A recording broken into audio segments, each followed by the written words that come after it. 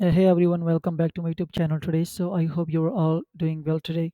So let's talk about this something that really matters to you, a lot of the folks out there. So whether you are retired and planning for the retirement or just looking out of the loved one who depend on the social security including SSI, SSDI and the VA benefits and survivors and the spousal benefits. So today we are discussing the social security and the upcoming cost of the living adjustment or COLA for the 2025. And you might be thinking right now, what exactly is COLA and why is it important? Well, the COLA stands for the cost of living adjustment, as of many, and it's an annual increase in the social security benefits designed to keep up with inflation, and this adjustment ensures that as of the cost of the living goes up, so does the amount of the money that people receive from the social security. So it's especially important for those who rely on these benefits as a significant part of their income. Now, here's the latest update of the August. The new estimate for the 2025 COLA is at 2.57%, and this is a bit lower than what was predicted just last month, and which was 2.63%. So, what's the behind this slight dip?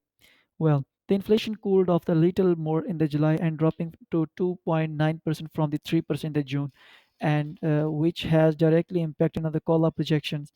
While this decrease might sound disappointing, and especially compared to the 3.2% increase we saw for the 2024, and it's still an increase that can help, even if it's not as a large as the many might have hoped. So to put this into the perspective, let's take a quick look back at the recent years. The cola has much been higher due to the elevated inflation rates. For example, in 2022, the cola was the 5.9%, and in 2023, it's the shot up to 8.7%. Right, and these were significant increases that helped the social security and social security recipients cope with the rapidly rising cost. But now, with inflation starting to cool off, the COLA for the 2025 is predicted to much more modest. So, how exactly is this COLA calculated? So, the Social Security Administration using the Consumer Price Index for the urban wage earners and the clerical workers, or CPI-W, to determine the adjustment.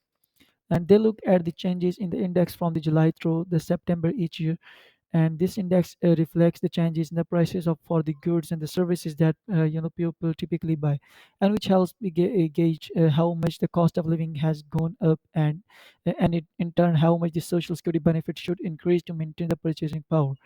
But here's something important to keep in mind: while a lower cola might seem like a bad news, it's actually it's actually a sign that inflation is cooling off, and that's a good for the broader economy. And the lower inflation means that the prices are not rising as quickly, so which should help everyone's money to go further. However, many seniors are still feeling that pinch, and the high prices driving by inflation have forced them to dip into their savings, and their monthly budget for the essential like housing, food and healthcare are higher than they were last year. So this shows that even though the inflation is cooling, so the cost of the living is still higher than many people can comfortably manage. So for someone receiving the average social security benefits, that's about $1,827 per month. At 2.57 increase would add roughly like $47 to their money check, and it might not seem like much, but when you're trying to make ends meet, and every little bit helps. So whether it's covering the rising cost of the groceries, utilities and the medical expenses. And another thing is to think that about how the federal reverse interest rates play a role in all of this. So higher interest rates tend to cool off inflation, which in turn to can lead to lower colas. So this year, with the interest rates remaining high, we have seen some cooling in inflation, but it's still not back to pre-pandemic level. So that's why many seniors are calling on the Congress to do more, ensure their social security benefits so keep up with this inflation. So including potentially changing the way COLA is calculated to the better reflect the spending pattern of the older Americans. So what's the takeaway here?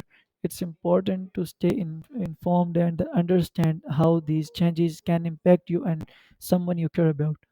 So even though the COLA for the 2025 might not be as high as I'd hoped, and it is still a critical adjustment that can help protect against the rising cost of the living, and it's a reminder of how important it is to plan carefully for the future, especially when it's come to the managing your retirement income.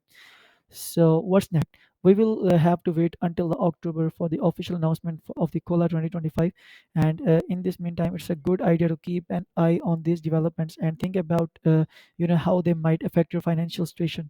So thanks for tuning it today. So I hope this conversation has given you a better understanding of what happening with the Social Security and what to expect in the coming year. If you found this information helpful, please share it with someone else who might benefit from it, and take care of yourself and each other out of there. And I will see you in the next time. Until then, take care of yourself.